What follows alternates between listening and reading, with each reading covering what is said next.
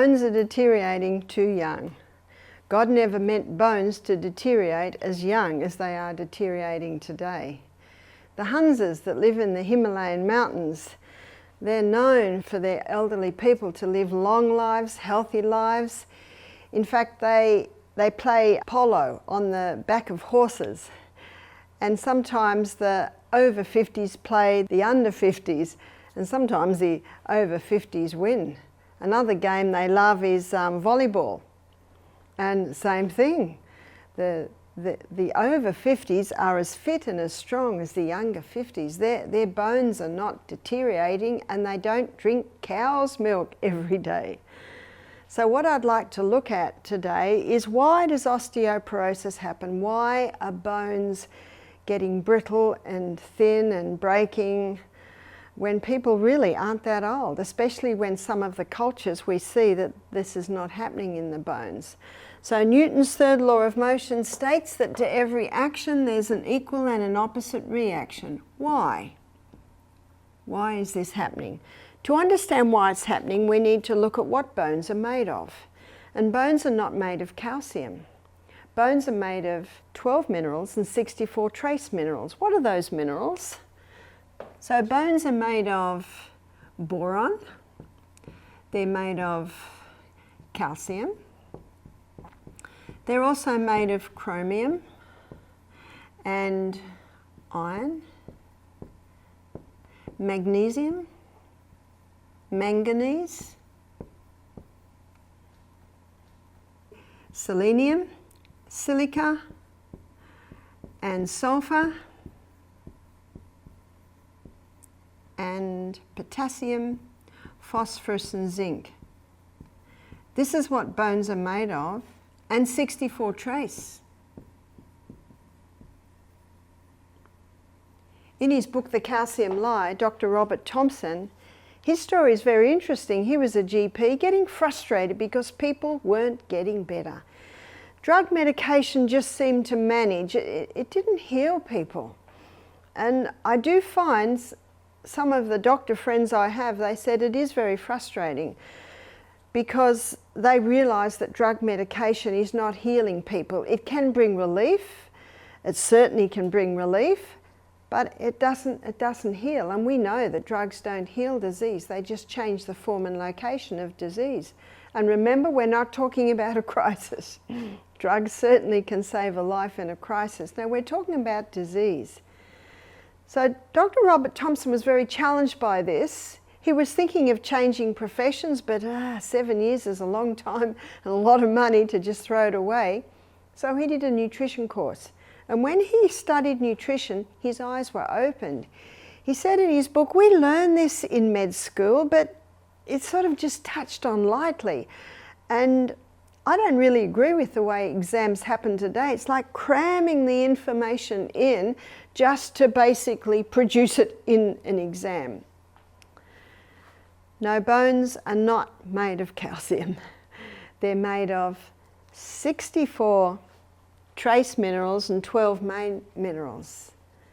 And Dr. Robert Thompson, in his book, he says he thinks the clearest indicator of a creator God is seawater, because seawater is the exact same mineral balance and proportion as is found in the bones, in the tissues, in the blood. It's called an isotonic solution because it's the same mineral balance and proportion as is found in the blood.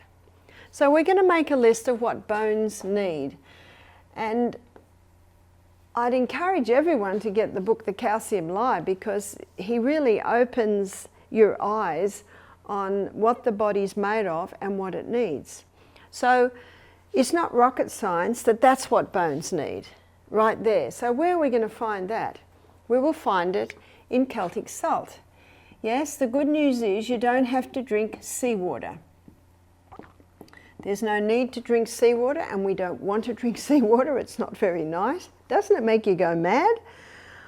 Well, in the sailor's manual, they are told that if they get shipwrecked, to start sipping water straight away, and that, the seawater, and that will keep them alive for many days.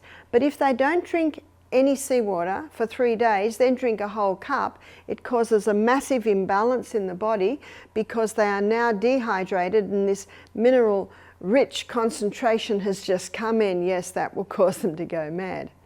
So little by little, it can keep them alive.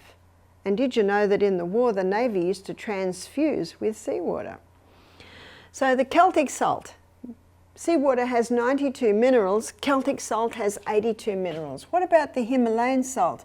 The Himalayan salt is fairly close at 75 minerals, but personally I like the Celtic salt. It's a very moist salt, and it's a moist salt because it has 3 magnesiums in it, and magnesium is a water-hungry molecule, so it basically draws the moisture into it. So we will find this in Celtic salt. Dr. Robert Thompson says at crystal of Celtic salt on your tongue, give it a little chew before every glass of water. What it does is replace the minerals you lost yesterday. Where do we lose the minerals? We lose the minerals when we perspire. We lose the minerals when we cry. We lose the minerals every time we urinate, every time we go to the bathroom. So the waste that's coming out of the body is all salty, and I think we know that. So we need to replace those minerals. Certainly put it on your potatoes. But what about if you've got high blood pressure? Shouldn't you stop salt? You should stop sodium chloride. Sodium chloride, that's what table salt's made out of. It's only 2 minerals. And of the 92 minerals in seawater, 30% is sodium, 50% is chloride. So the first crystals formed are sodium chloride. So what man does is he scoops that up, bleaches it white, puts aluminium with it, and there's your table salt. Table salt is an imbalanced salt. Table salt will cause an imbalance, especially in and out of the cell. That causes the blood pressure to rise. We need to take salt into our body the way it was found in nature, which of course is with all of its minerals. The other place you'll find minerals in that balance is dark green leafy vegetables. And if you don't eat dark green leafy vegetables every day, you really should be having a dose of green barley, or barley greens, or super greens, or even chlorophyll. Personally, I'd rather eat a great big green salad every day. I've got some good news too. When you cook your greens, you don't lose the minerals. You will lose them if you throw the water away, so make sure you keep that water. I like to use waterless cooking. I put my vegetables in the pot in the tiniest little bit of water on a low heat. You need a nice heavy bottomed saucepan, and keep the lid on, and you create a little oven in there. And by the time the vegetables are cooked, there is no water left. That's what I like to use. If there is a little bit of water left, save it and put it into your lentils, put it into another dish, because there's your minerals. So make sure you keep those minerals. Organically grown fruits and vegetables have a far higher mineral content compared to conventionally grown fruits and vegetables. Let me give you an example. An organic tomato will give you 9 times the iron content as a conventionally grown tomato. So even though the organics might seem a little bit more expensive to you, I believe they're not really when you consider the mineral content that you're getting there. So this is where we can get these minerals. Unfortunately, today, people are taking things that are leaching minerals. So we need to stop the mineral leeches, and that is refined sugar. One writer stated that sugar leaves the body better dressed than when it went in. I'm referring to the pure crystallized acid extracted from the sugarcane plant. Honey and maple syrup, I guess technically they're a type of refinement, but they're not refined to the point that there's nothing left but the pure acid. So if you do use a sweetener, please use your honey and use your maple syrup, but not the refined sugar. Because it is so naked when it comes into the body, it leaves your body with your minerals, dressed with your minerals. Also caffeine. Caffeine disrupts the neurotransmitters in the brain. Caffeine is toxic to the body, and it also is well known to leach especially the calcium and the magnesium out of the body, and your heart needs those 2 minerals to pump efficiently and effectively. All poisons, all poisons, so that includes chemicals, drugs. They are all toxic to the body, and basically the body sends its minerals to clothe it to try and make it a little bit safe, so it's not going to totally harm the body. So these are the things must stop. Calcium cannot get into the body by itself. It needs vitamin D. So vitamin D is also important for strong, healthy bones. So where do we get vitamin D? It's the sunshine vitamin. Ultraviolet rays from the sun hit the skin and they convert a form of cholesterol just under the skin to vitamin D. Vitamin D is essential for the assimilation of calcium in the body. Now, why am I mentioning calcium by itself? Calcium is called the king, and because it's called the king, it's been misunderstood. It's called the king because when calcium gets into the body under the action of vitamin D, it pulls all the other minerals on the back with it. It does not strengthen the bones to take calcium supplements. You are now putting a mineral in that can cause an imbalance in the body. And it's usually calcium in a way that is not able to be absorbed properly by the body, so it can contribute to the build-up of kidney stones, gallstones. So it's better to take calcium the way God meant us to take calcium, is in balance with all the other minerals, which you will find in your vegetables, especially your dark green leafy vegetables. You see, vegetables are high in fibre, high in minerals and low in sugars, whereas fruit, it does have some minerals, but not as much. Fruit is high in fibre, high in sugars and low in minerals. And that's why God meant us to eat a variety. I like to have my fruit at breakfast. I have fruit with usually a grain, maybe a legume, some nuts and seeds, and I have vegetables at lunchtime. Fruit and vegetables in the stomach can cause a little bit of a war because fruit is so high in sugars and the minerals are low in sugars. So ideally, as a rule, we try and keep the fruit at one meal and the vegetables at another. So vitamin D, how do we ensure that we're getting adequate amounts of vitamin D? The ultraviolet rays from the sun. So let's look at how this happens. From the sun, and particularly the UVB rays. So the sun's UVB rays hit the skin. So there's a couple of things that have to be present here. We have to have exposure to the sun, especially the UVB rays. Glass stops the UVB rays, and sunscreens stop the UVB rays. So those UVB rays have to touch the skin, okay? So that's one of the requirements. And just under the skin, there's a form of cholesterol. And this form of cholesterol is what the body uses to convert to vitamin D.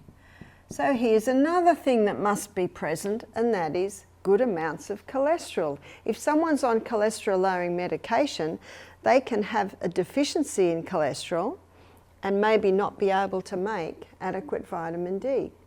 What should our cholesterol levels be? They should be about probably between 190 and 300. One lady said, no, Barbara, the doctor said my cholesterol levels are 240 and that's dangerous. I said, well, it's not quite right. 40 years ago, if you had a cholesterol level 300 or under, that was perfectly safe. They dropped the levels to try and prevent heart disease, but it's made no difference at all. And the people that are put on cholesterol-lowering medication, it's not helping either. Heart disease is still the #1 killer. And the side effects of cholesterol-lowering medication are Alzheimer's, dementia, muscle wasting, memory loss, and they've just added another one, and that's breast cancer, because our sex hormones are made from cholesterol. No wonder Dr. Malcolm Kendrick, in his book, The Great Cholesterol Con, no wonder he said for the first time normal levels of a normal vital body substance is being called a disease. That's cholesterol. If you read that book, he is scathing. on this theory. We need the cholesterol. You see what he called it?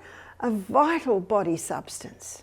We need it to make our sex hormones. We need it to be able to make vitamin D. Our brain needs it. It protects our cells against environmental poisons. We need it. So what has to be present? We have to have exposure to our skin has to have exposure to the sun, particularly the UVB rays, and we also have to have adequate amounts of cholesterol in our body to make the vitamin D. If we don't have adequate vitamin D in our body can't utilize and absorb the calcium and all the other minerals. So here's another reason why bones are deteriorating, not only because people aren't having the minerals, not only because people are taking things that are leaching the minerals, but they're vitamin D deficient. So how do we get the vitamin D?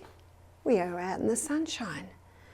But remember this, if you have a shower and wash your body with soap and go out and lay in the sun, you won't get vitamin D because we need to have that oil developed on the skin. So if you have a shower, you need about 2 hours before the oils start to develop on the skin. And once you've had exposure to the sun, don't go and have a shower and wash yourself with soap because it takes approximately 2 hours for that skin to develop the vitamin D. Now it's quite okay to be lying at the beach and get up and dive in the sea and come out because you're not washing with soap. So that's perfectly fine. So how long should we be out in the sun? Well, it depends on your skin and depends on the country you're in and depends on the time of day. I've got white skin, so I have to be cautious. So when Michael and I had a holiday in Cairns recently, Cairns is right at the top of Australia, I laid out by the pool every day and I had my watch. 15 minutes front, 15 minutes back, under the umbrella. Because if I stayed out any longer than that, my skin would burn. I did it morning and I did it night. We're on holidays, so we were able to do this. Within 5 days, I had a very nice tan. And now that I had a tan, we could go out into the sun a little bit longer. My tan was a UVB tan. And that UVB tan is protective, and that's the healing tan, and that's the tan that lasts. Now in Australia, all the white ladies want to have tan skin, so they go to the tanning salon and they go under these lights. But what they're getting is a UVA tan, and that UVA tan does not last as long as the UVB tan. But the sunscreens block the UVB rays. Notice what I did. I didn't use sunscreen at all. Why not? Well, I have read what's on the packet, and there's a lot of chemicals in there. For instance, zinc oxide is not toxic, but when they make it into nanoparticles, it becomes toxic. Now it gets through the blood-brain barrier. In fact, that's one of the reasons, one of the big contributing factors that Australia's losing its Great Barrier Reef. My son was with a guide up Airlie Beach, that's right up the top of Australia, going out to see the Great Barrier Reef. And the man who does the tours, riding the boat, my son was talking to him, and he told my son, he said, it's the sunscreens. People are putting so many sunscreens on, it's getting into the water. Those nanoparticles are getting into the marine life and destroying it. It's not the only factor, but it certainly is a contributing factor. So I'm not interested in putting those on my skin. I also know that my skin does 3 things. It absorbs anything I put on it, it will absorb, and it will go through to the blood. It also breathes, so I want my skin to breathe, but my skin also is throwing off waste. So I'm cautious as to what I put on my skin. I'm cautious as to the clothes I put on my skin, that they are natural fibre, because my skin is absorbing. When I used to take my children to the beach when they were little, they all had to have 4 hats, 4 t-shirts and 4 pairs of shorts. Right at the beginning of the day, they could run around without their t-shirt on when the sun wasn't so strong. But by 10 o'clock, they're putting a t-shirt on. And when it got all wet and heavy, then they'd put another one on. But of course, today you've got rashy shirts. But I say to parents, let your children have some sun early morning and late afternoon, because if they constantly have rashy shirts on, it's going, well, obviously no UVB rays can get through there, but also remember we need the UVB rays to get our vitamin D. So be wise with the sun. If you've got dark skin, you need a lot more sun. Very dark skin needs 10 times the exposure to sun that I need.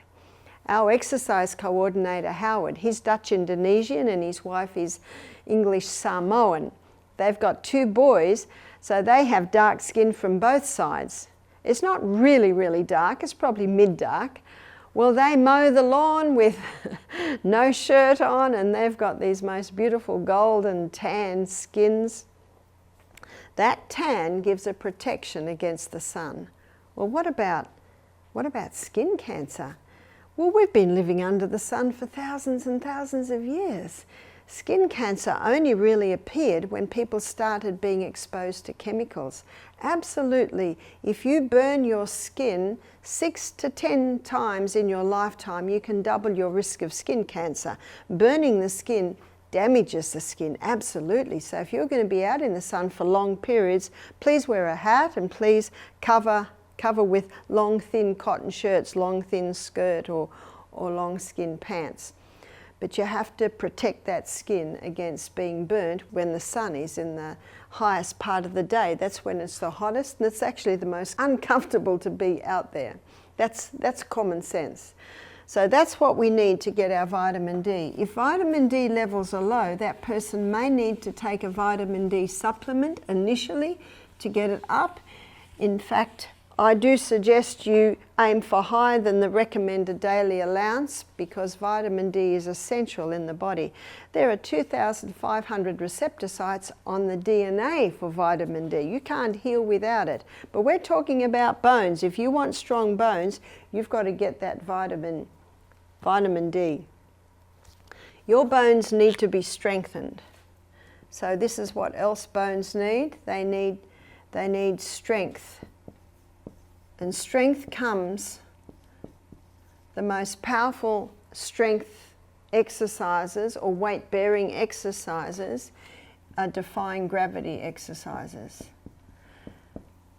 So when you defy gravity, your body uses its strength to defy gravity. And that builds muscle and it also builds bone.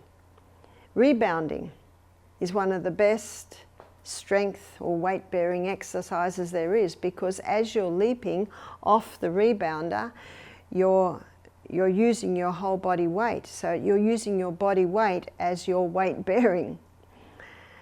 And the beauty of the rebounder is there's no jarring. So when you hit the mat, there's no jarring. You get a bounce and up you go again. So constantly, when you're bouncing on that mat, your muscles, your bones, in fact every single part of your body, nothing is exempt by the effect of the rebounder. So we should be doing weight-bearing exercises. For your biceps, you jump with your palms down. For your triceps, you jump with your arms up. So not only your muscles, but your bones are strengthened by the rebounding. So rebounding every day, in fact no day should be exempt.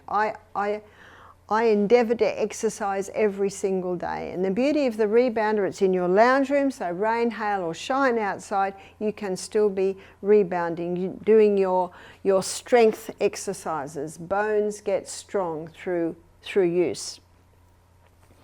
What's also important, and this one might surprise you, is balanced hormones. There are many people today with an imbalance in their hormones. And there is a reason for this. Why would the hormones be out of balance? In fact, you can Google my name and hormones and you'll get the whole presentation of it. So I'll just give you a quick summary now to show the role that it plays in osteoporosis. Things like plastics, glyphosate, environmental poisons, contraceptive pill is one of the worst. What they do is they cause a disruption to the hormones. Another one is plastics. These are all have estrogens in them. and they cause the estrogen levels in the body to rise. Now there are two hormones in the body. One is progesterone, and it's the precursor, or the king, and it balances all the other hormones, one being estrogen. And when estrogen goes high, it displaces progesterone and causes progesterone to come down low. And progesterone is the hormone that boosts bone building cells. Those bone building cells are called osteoblast cells. Osteo, bone, blast is new. So it's the osteoblast cells that are building new bone. And when progesterone's displaced, that person has lost their hormone that's going to boost their bone building cells. So it's important to balance the hormones. In my hormone lecture, I talk about the Anna's Wild Yam Cream. The Anna's Wild Yam Cream is an Australian cream, but it is sold in the US. I know that Eden Valley Health Retreat and also Living Springs Health Retreat both sell the Anna's Yam Cream. This cream, when it's applied to the skin, it stimulates the pathways in our bodies that our bodies use to make progesterone. So when that progesterone starts to rise, it automatically brings all the other hormones where they should be, which is good news. So progesterone is the hormone that stimulates bone building cells.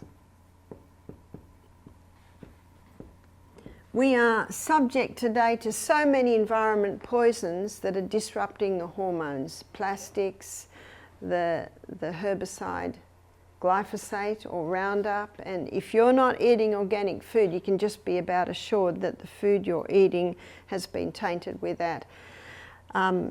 Even the clothes that we're wearing, so the chemical clothes really are made out of polyester, nylon and acrylic, especially ladies. Many ladies' pretty underwear, negligees, their sleeping garments, their bras, their underwear, their petticoats are made out of these plastic fibres. The good news is you can get beautiful underwear that's made out of natural fibre. So we're looking at cotton, modal. Modal is a fabric that's spun from the birch tree, the cellulose of the birch tree. Also viscose and rayon are natural fibres. You can get, I know we have seen bras made out of bamboo, also hemp. So have a look. Now some of the underwear will be made out of mostly natural fibre with a little bit of elastane or a little bit of polyester. I don't worry about a little bit. So the stockings I have on at the moment, they're made out of bamboo. So if you search around, you can get these natural fibres. When a lady is wearing these natural fibres, especially when she's exercising and she gets hot, her pores open and she starts to absorb the chemicals from those fabrics. Whenever I go into a shop, I always go straight to the label. What are these clothes made out? What are they made out of? Become label readers. Yes, have your glasses or your magnifying glass with you. And eliminate as much as possible your exposure to plastics. Try and drink out of glass bottles or stainless steel bottles. You can get plastic that does not have the hormone disrupting chemicals in it. Look for BPA free. The BPA is bisphenol A, and the phenol, that's the estrogen mimicker. So keep your eye out for that. So we're going to look, stop here, stop also plastics. And plastics comes in many ways. I think it's impossible to eliminate plastic, it's just everywhere, but as much as possible, try and eliminate your body's exposure to it. Something else that is this is in the stop one. So we've got another stop one. And this is the silent killer, this one. So this is causing a weakening of bones without people even realizing it, because it's the silent killer, and that's electromagnetic field excess. The electromagnetic field excess is the dirty electricity that is coming off the devices. We are electrical people. There's a spark of electricity in every cell. Our bodies run according to certain frequencies, and that's a totally different frequency that's coming off the devices. Now obviously we can have a little bit of exposure. The problem more lies when it's on our bodies. I wonder how many hip replacements are going to start happening because of people putting their devices in their back pocket. We're already seeing breast cancer in the ladies who as young girls used to wear their phone in their bra, and I know you can get by sports bras today that have a pocket there so that you can put the phone in the bra. Please keep it away from your body as much as possible and protect the family jewels. The worst place for the laptop is on the lap. We're getting guys with low sperm count, inability to hold an erection, and this is in their 30s and 40s because in their teens and early 20s that laptop was on the lap. Also girls who, in fact the current figures are girls that had laptops on their laps when they were adolescent, teenagers, early 20s, they're getting into 30s now. 47% miscarriage in the girls that used the laptop. So their eggs were being affected as they were developing because of this electromagnetic field, this dirty electricity. Make sure your bedroom's free, but particularly looking at bones, you do not want that device on your body or ideally near your body. Keep it away from the body. Or you can buy, and I showed in another demonstration, my phone has a safe sleeve on it, and it's a device that blocks the electromagnetic field coming out of it. So that's another silent killer that is also weakening bones. You might be surprised at the next one, and this is another stop, so we're going to do another stop here, but I'm devoting the whole one to it because this is something that most people think is going to strengthen their bones, is the dairy. Now cow's milk is excellent milk for baby calves. That's it, baby calves. But you look at the size of the cow's bones, and the cow's not getting its calcium from milk, it's getting its calcium from the grass that it's eating. Because what does the grass have? The grass has the minerals. And this is what the dark green leafy vegetables are high in, the minerals. And remember, we just looked at the fact that bones aren't made of calcium, they're made of a whole lot of minerals. But I want to show you why the dairy is particularly bad with bones. This is a glass of milk, and it is high in protein, and it is high in calcium. There's no doubt about that. But remember, cows have 4 or 5 stomachs, and those stomachs are needed to break down that calcium. This animal protein is very dirty burning fuel. Only 58% is burnt as fuel. So what that does is that leaves a 42% waste. And that waste is a high acid waste. It's an acid sulfur waste. And when we looked at our acid alkaline balance in the body, we looked at how the body tissues should be alkaline. The only part of the body that should be acid is the stomach. And so when this protein breaks down, it is dumping a whole lot of acid waste in the body, which must be neutralized. So the calcium in the milk is used to negate the sulfur residue, because calcium is the most alkaline mineral, and this leaves no calcium left for our body. The countries in this world that have the highest incidence of osteoporosis are the highest dairy consumers. You have a look at the elephants, the giraffes. In fact, the biggest bone creatures on the planet are vegetarians.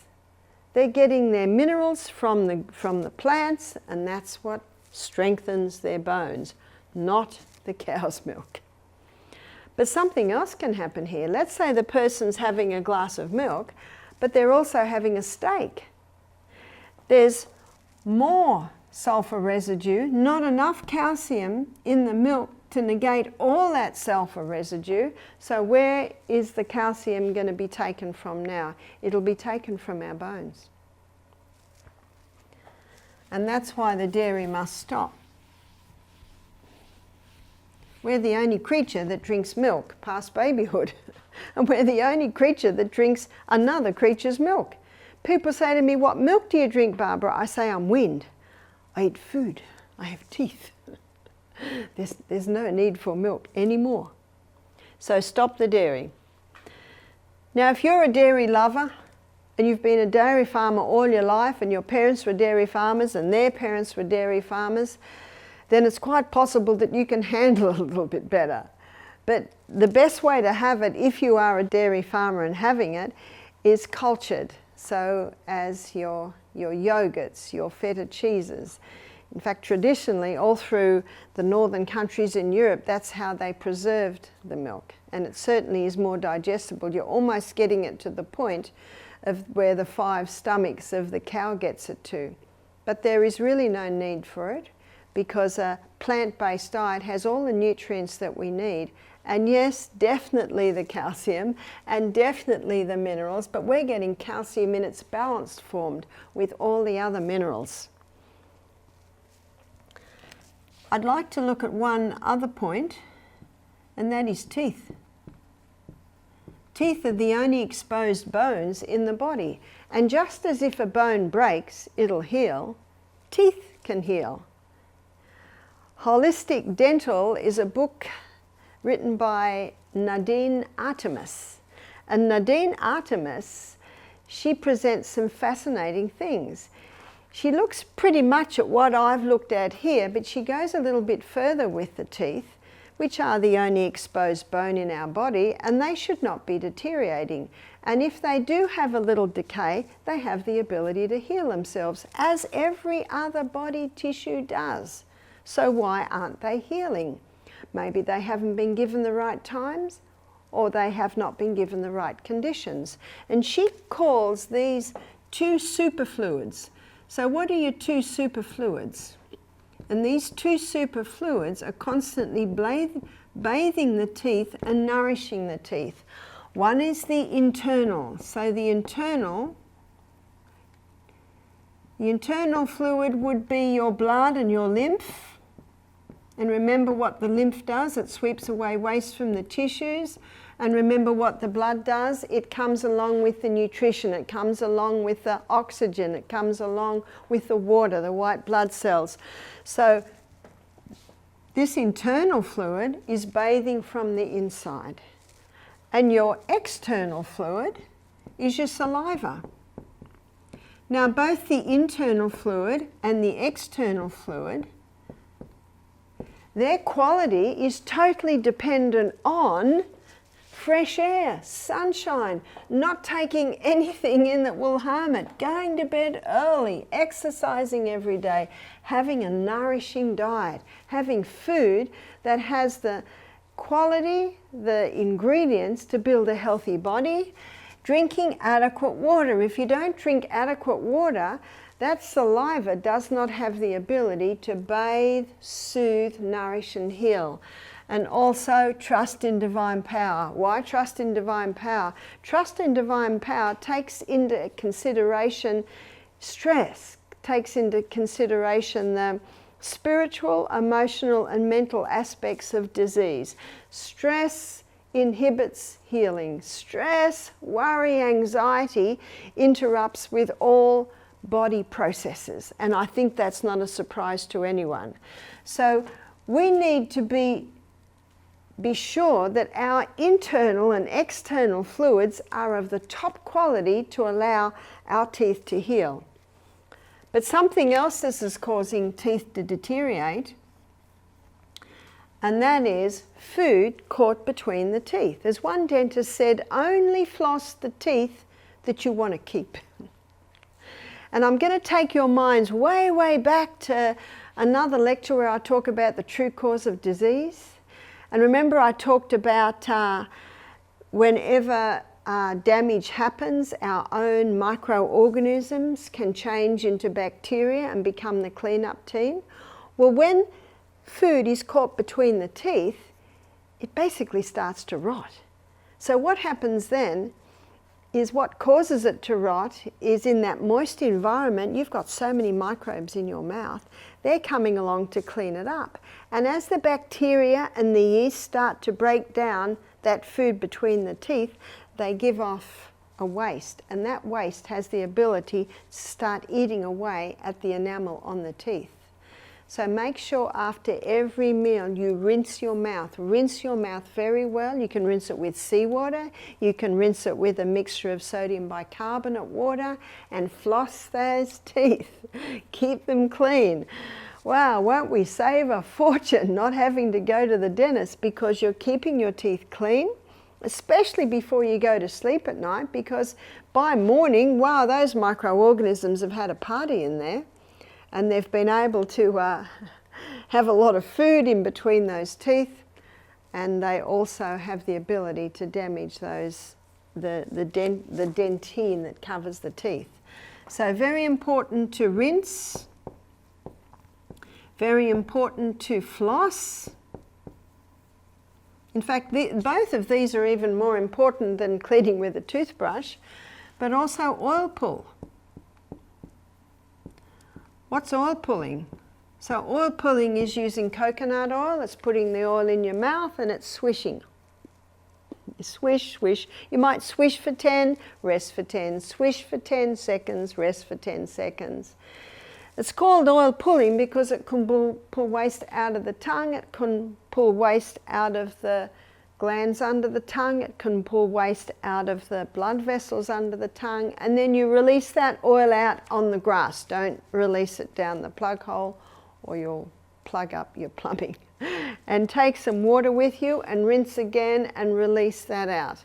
So and I'm speaking about dental health here because teeth are part of the bones. Well, they are bones. So the same thing applies to the teeth as applies to all the bones in your body.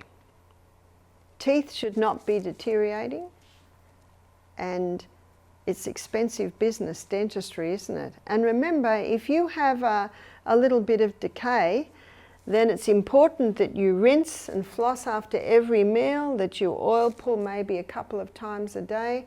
Just be mindful that keeping that mouth clean will prevent tooth decay and also encourage tooth healing.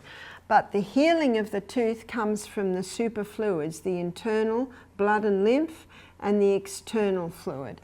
And again, their quality is totally dependent on the food you're eating, how much you're drinking, going to bed early. So all of these things. Sugar is one of the worst.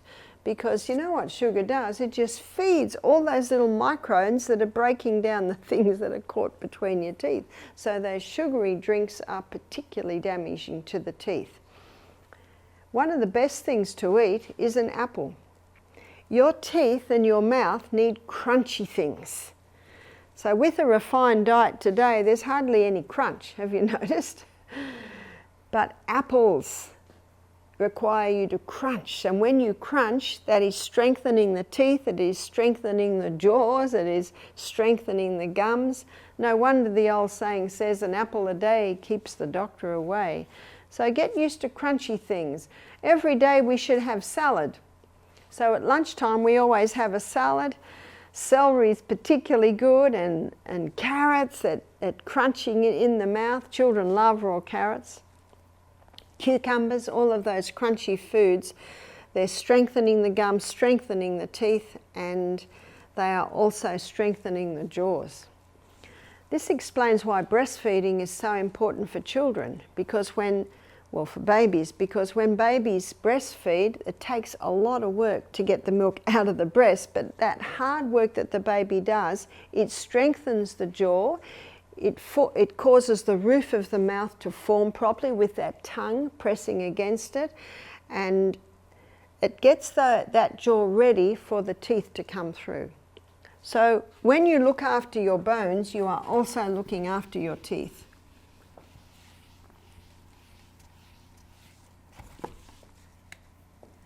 Number 8, sleep.